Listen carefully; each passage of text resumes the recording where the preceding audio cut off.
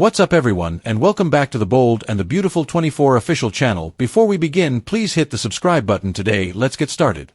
Before expressing her love for Liam and announcing her departure, Steffy shocks Sheila. Eric yells at Ridge that life is short at Forrester. You have to hang on to love and cherish it. Taylor is adored by Ridge. Eric says it's Brooke that's in his heart. She's the love of his life. His chance to reconnect is this trip. If he wastes this chance, he may lose Brooke for the rest of his life. Brooke enters. Sorry, am I interrupting? She asks. Eric was attempting to convey to Ridge the significance of living in the now. He goes on about how Italy is full of romance and passion, two things that they are very familiar with. Brooke gushes about how alive she feels in Italy. There have been so many life-changing events there. Eric enthuses. The heart wants what the heart wants. He tells Ridge to ponder his gems of wisdom and exits. He's not subtle. Ridge and Brooke laugh. Brooke says he's right though. What the heart wants is what it wants. Ridge tells Brooke that his dad is intent on playing matchmaker. Brooke knows they're meant to be. This thing with Taylor is just putting off the inevitable. Ridge argues he has a life with Taylor. Brooke tells him his engagement is based on a misunderstanding. She didn't want to hurt him. She loves him so much. Just think about it. Sitting in a little cafe in Naples, ordering homemade pasta and pizza, they can stroll back to the hotel and do what they do best. We love each other. How does that sound? Does that sound like magic? Will Nick help Taylor? At the Forrester mansion, Taylor laughs at Nick, saying he's going to Naples because he has business. He loves his work. She asks, as much as you love Brooke? Taylor chides that it's lucky he'll be in Naples at the same time as Brooke. Maybe he could do them both a favor. Be assured that you will enjoy it. It pertains to Brooke. Nick doesn't follow.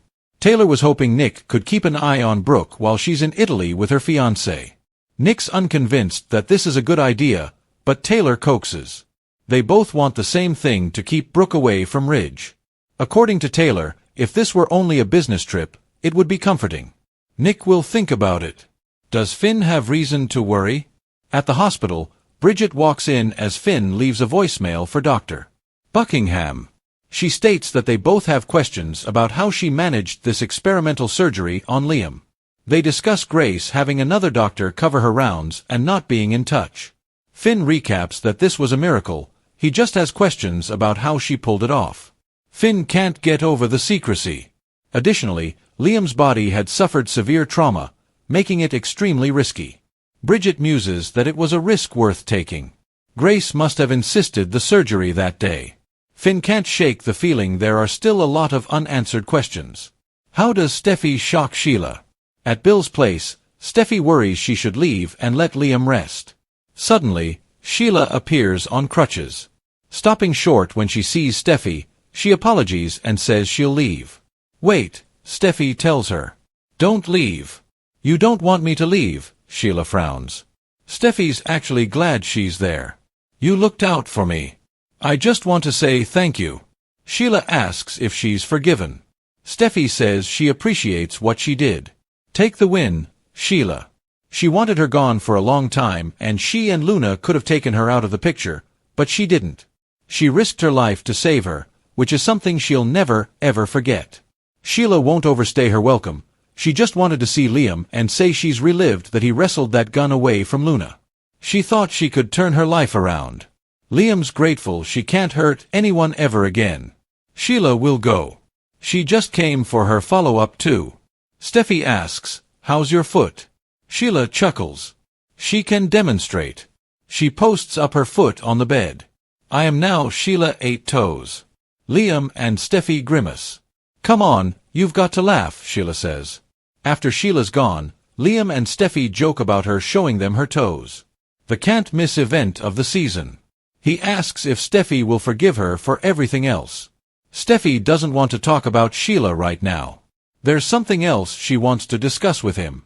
She thinks it's a good idea to leave town for a while with the kids and get her head together. Liam encourages her to go for it. Steffy cries, but I don't want to leave you. He means so much to her. They are, according to Liam, family, and nothing will alter that. They can put this behind them when she returns, and he will be fine. She nods. I love you. He loves her too. What is Taylor hearing? Taylor sneaks up on the office door at Forrester while Brooke keeps telling Ridge to think for himself. She is fighting for him when he left her and went to Taylor. He will never love her the way you love me. Ridge, you love me and will always love me, even if you want to deny it. She wants to hash this out. He asks, over dinner? Brooke says Nick will gladly have dinner with her. She'd rather it was him. It should be him. And deep down, he knows it should be her. Later, Brooke's in the design office when Taylor appears. Brooke inquires about her presence. She says she's looking for Ridge to have dinner. Brooke believes that he is busy getting ready for the trip. Therefore, you can comprehend his absence. Taylor replies, can you understand that? Brooke asks, what do you mean? The door is shut by Taylor. I previously heard you and Ridge doing what you are good at, playing for his benefit. She tells her Ridge is with her and there's nothing she can do in Italy or anywhere else to change that. Nothing is coming between Ridge and me. At the hospital, Finn looks at Liam's scans and wonders, what really happened to you, Liam? At the Spencer estate, the sunlight filtered through the tall windows as Steffy Forrester stood frozen in place, her arms crossed yet trembling, not from fear, but from the weight of decisions made and emotions long buried. It had been a whirlwind few weeks' life, death, love, betrayal, redemption all tangled in a storm of family chaos, buried secrets, and unfinished romances. When Sheila Carter appeared on crutches in the doorway, the air shifted. Time slowed down. Steffy's gaze locked with the woman she had long considered the embodiment of her darkest trauma as Liam stirred in his hospital bed with a steady but guarded breathing. Sheila faltered, evidently anticipating Steffy to snap and expel her as usual, but something was different. A long silence fell, a kind of peace, eerie and fragile, as Steffi jaw clenched, eyes misted uttered words no one, not even she, ever thought she'd say, wait. Don't leave. Sheila blinked, stunned. Do you not wish for me to leave? Her disbelieving, soft-spoken voice cracked. Steffi nodded slowly, breathing deeply as if each syllable demanded courage. You looked out for me. You could have let me die, but you didn't. You saved me. Although it sounded strange coming from her, the gratitude was genuine. Sheila Carter had risked her life to intervene in the chaos when Luna became disoriented and a gun went off, not to destroy but to protect. Steffi didn't forget the bullet from 3 years ago, nor the heartbreak she endured, but she also couldn't deny what had just happened. Take the win, Sheila, she said bluntly, almost coldly, but it was laced with reluctant grace. You wanted redemption. You took the first step. Just don't mess it up. Sheila stood straighter, her lips trembling, unable to hold back a smile of disbelief. She thanked Steffi, then turned to Liam with somber sincerity, expressing her gratitude that he survived, that he was a hero, even if it came with the unbearable cost of Luna's life. She believed Luna might have changed. She saw herself in the broken girl who had made so many mistakes but had still deserved a second chance. Then, in classic Sheila fashion, she lifted her foot up awkwardly, joking that she now only had 8 toes. Sheila 8 toes. She laughed, a moment of bizarre levity in a sea of tension. Steffi and Liam both groaned, half laughing and half sorrying.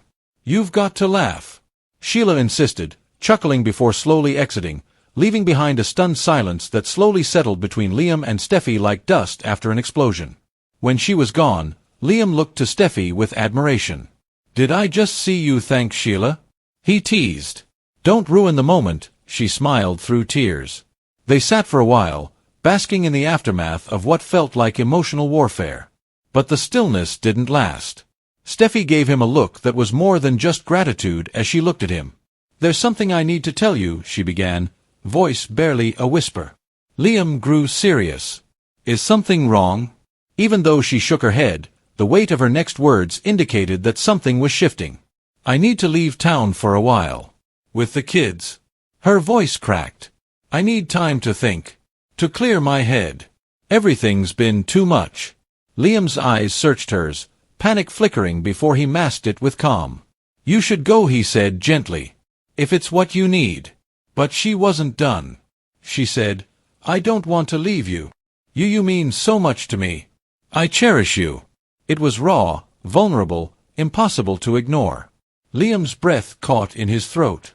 I love you too, he said. No hesitation. Just truth. They embraced as soulmates trapped in an emotional purgatory, their future uncertain but their bond undeniable, not as a couple reclaiming lost love. This wasn't a fairy tale ending. It was real, messy, complicated, beautiful.